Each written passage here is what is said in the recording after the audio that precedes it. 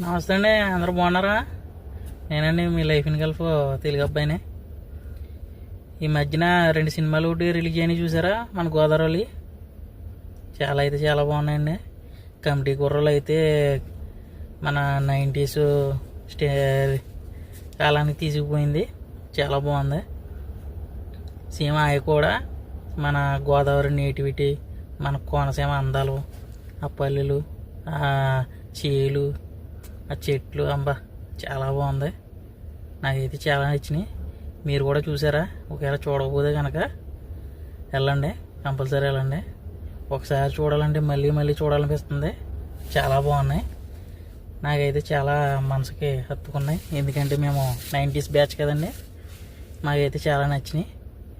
మీకు కూడా నచ్చితే అనుకుంటున్నాను.